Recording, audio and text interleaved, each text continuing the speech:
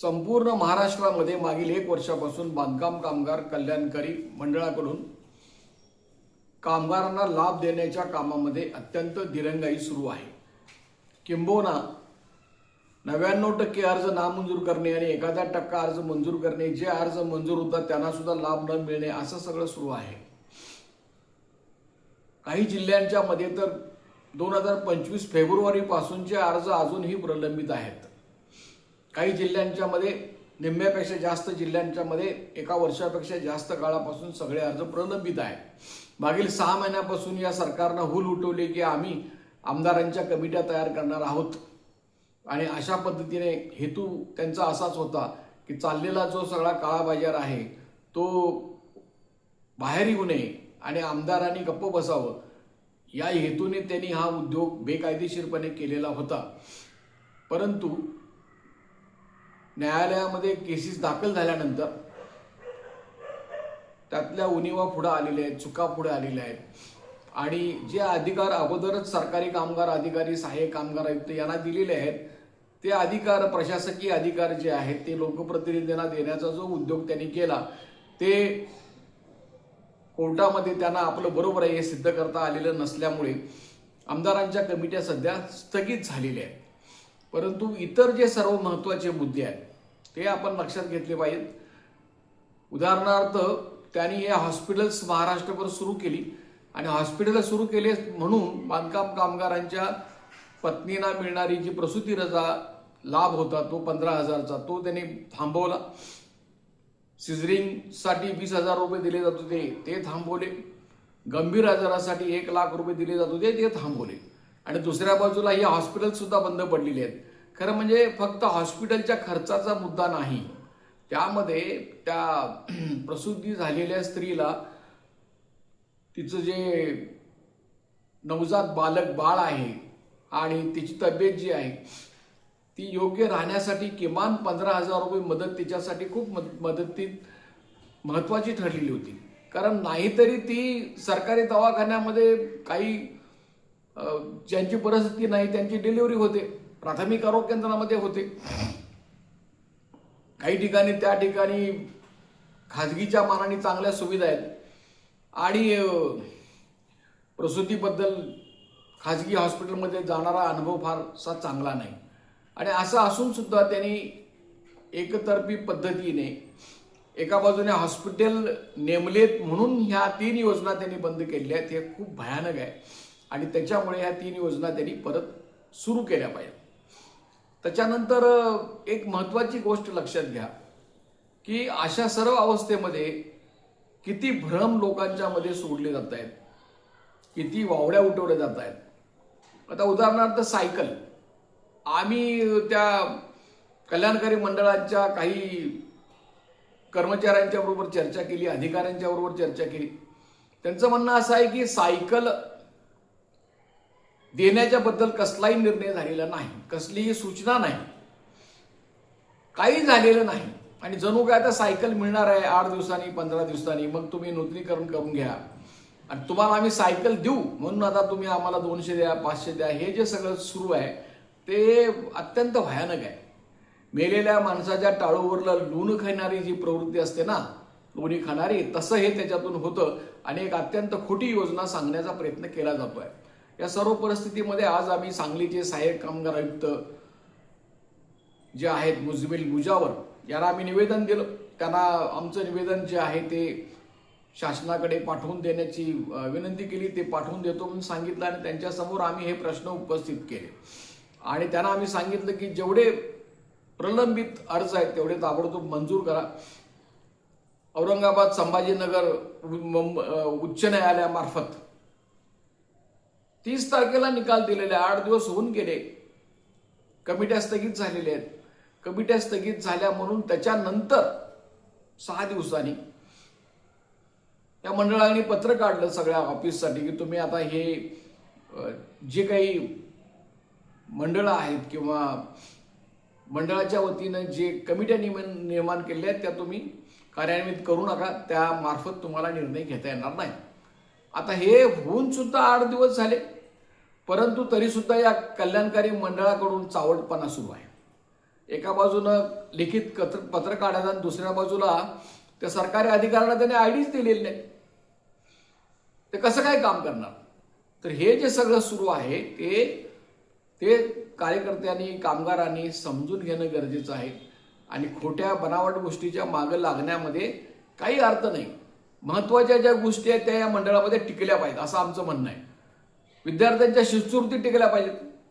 यांनी या विद्यार्थ्यांच्या शिष्यवृत्ती गळा घोटण्याचा प्रयत्न केलेला आहे. कारण महाराष्ट्र शासनाच्या कुठल्याही निर्णयामध्ये, कायद्यामध्ये, सुप्रीम कोर्टाच्या निकालामध्ये स्कॉलरशिप हा शब्दच वापरलेला नाही. त्यांनी विशेष आर्थिक सहाय्य शिक्षणासाठी हा शब्द प्रयोग केलेला आहे. आणि स्कॉलरशिप ही वेगळी गोष्ट आहे. स्कॉलरशिप म्हणजे काय की गुणवत्तेसाठी, गुणवत्ता चांगली आहे, चांगले मार्क्स पडलेले आहेत त्यासाठी स्कॉलरशिप. मागासवर्गीय आहेत, त्यांना संधी मिळालेली नाही, त्यांना स्कॉलरशिप ती वापरली जाते. त्याचा आणि या आर्थिक सहाय्याचा काही संबंध नाही, ते दुबार होऊ शकत नाही. परंतु यांनी तसा फतवा काढलेला आहे, त्याला आम्ही विरोध केला तर त्याला ते उत्तर देत नाहीत. आणि अशा पद्धतीने स्कॉलरशिप थांबवण्याचा प्रयत्न चालू आहे. त्यांच्या जी वेबसाईट आहे त्याचं दुरुस्तीकरण म्हणा किंवा अपडेट करणं म्हणा, त्यासाठी काही त्यातल्या योजना दिसत नाही. आणि हे यांचं सुरू आहे. म्हणजे आमदारांच्या कमिट्या नेमायच्या नावाखाली आता 3 महिन्यापासून ह्यांची सगळी वेबसाईट बंदच होती. काहीही झालं नाही, अजूनही चालू झालेलं नाही. तर त्याच्यामुळे की या सर्व बाबी ज्या आहेत त्या अतिशय महत्त्वाच्या आहेत आणि त्या आपण समजावून घेतल्या पाहिजेत. आणि हळूहळू आपण लढ्याची तयारी करायला पाहिजे. देशाला स्वातंत्र्य भारताला मिळवून देण्यासाठी सुद्धा 100% लोक आलेले नव्हते. आणि अगदी क्रांतिकारक लढा शहीद भगतसिंग जे आहेत, सुखदेव राजगुरू जे आहेत, चंद्रशेखर आझाद, किती एक 50-60 क्रांतिकारकांच्या समूहाने केलेला संघर्ष होता. तो संघर्ष इंग्रज साम्राज्यवाद्यांना हादरून टाकणारा होता. जगभर त्याच्या बातम्या झाल्या. तर तुम्ही किती जण आहात हे महत्त्वाचं नाही, तुम्ही काय करणार आहात हे महत्त्वाचं आहे. स्वातंत्र्य लढ्यामध्ये सुद्धा महात्मा गांधींच्या कौशल्याने जनता उतरली, परंतु एकूण लोकसंख्येच्या प्रमाणात ती 5% सुद्धा 10% सुद्धा नव्हती. पण स्वातंत्र्याचा लढा झाला. तर आता किती कामगार येतात, किती कामगार येत नाहीत याच्यापेक्षा आपण किती जण आहोत आणि संघर्ष कसा करायचा हे आपण ठरवायला पाहिजे. आणि हे जे मंडळ आहे ते अत्यंत अन्यायकारक पद्धतीनं सुरू आहे. कल्याणकारी मंडळाच्या सगळ्या कामगारांच्या सगळ्या लाभाच्या योजना आहेत त्याचा त्यांनी गळा दाबलेला आहे. आणि राजरोसपणे टक्केवारी मिळवण्यासाठी फक्त वस्तूंचं वाटप करायचं हे सुरू आहे. आणि असं असल्यामुळे कामगारांनी या पुढील काळामध्ये जोरदार तयारी करायला पाहिजे. तुम्ही आधार घ्या, लोकसेवा हमी कायद्याचा आधार घ्या. मी म्हणतोय आधार घ्या. एक मोर्चा काढण्यापेक्षा एक अर्ज करणं फार महत्त्वाचं आहे. तक्रार अर्ज द्या, त्याला त्याचं उत्तर द्यावं लागेल, नाही तर त्याला अपील होतं, अपीलला उत्तर दिलं नाही तर अधिकाऱ्यांना 5,000 रुपये दंडाची शिक्षा त्याच्यामध्ये आहे. आणि या सगळ्या प्रोसेसमध्ये जर ते गप्प बसले तर त्यांच्या ते अंगलट येईल. तर हे सगळं असल्यामुळे की तुम्ही या बाबतीमध्ये जागरूक राहा. आणि या सर्व प्रश्नांच्या मध्ये आज जी चर्चा महाराष्ट्रामध्ये सुरू आहे की सायकल मिळणार, हे पूर्णपणे अफवा आहे, हे खरं नाही. आणि जे आहे म्हणतात त्यांनी ती कागदपत्र दाखवावीत. मंडळाचा निर्णय पाहिजे, त्याला शासनाची मंजुरी लागते, त्याचं टेंडर निघतं, टेंडर मंजूर व्हावं लागतं.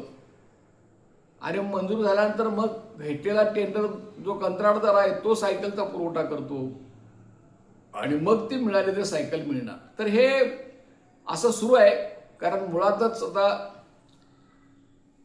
या मंडळाचे पैसे उधळलेले गेलेले आहेत. नवीन वस्तू घेऊन त्या देणं आणि त्याचा पुरवठा करणं पूर्णपणे इतकी रक्कम आता शिल्लक नाही. मग सांगत राहायचं सायकल देणार आहे, लॅपटॉप देणार आहे, काहीही सांगत राहायचं. तर त्याच्याऐवजी तुम्ही घरं मिळवून घ्या. 2 लाख रुपये योजना आहे, त्या योजनेच्या मागे लागायला पाहिजे. आणि त्याला ह्या सगळ्या प्रोसिजरपेक्षा वेगळी प्रोसिजर आहे.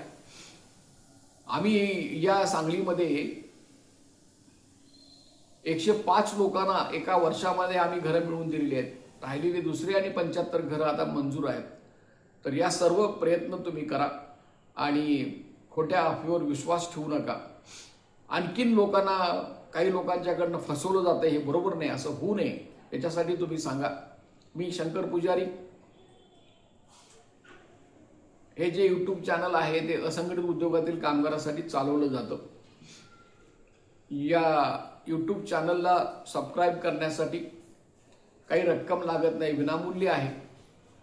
तुम्ही जर काही सबस्क्राईब केला तर आणखीन त्याचा प्रचार होईल आणि ते तुम्हाला पहिल्यांदा दिसेल, यासाठी ते सबस्क्राईब आहे, बाकी त्यात काहीही दुसरं नाही. आणि म्हणून सबस्क्राईब करा, लाईक करा, फॉरवर्ड करा. न्यायालयीन केसेस चालू आहे, त्याच्यासाठी शक्य झालं तर तुम्ही आर्थिक मदत करा. माझा मोबाईल क्रमांक आहे गुगल पेसाठी, फोनपेसाठी सुद्धा 9960499366. मी आजचं विवेचन पूर्ण करतोय. धन्यवाद.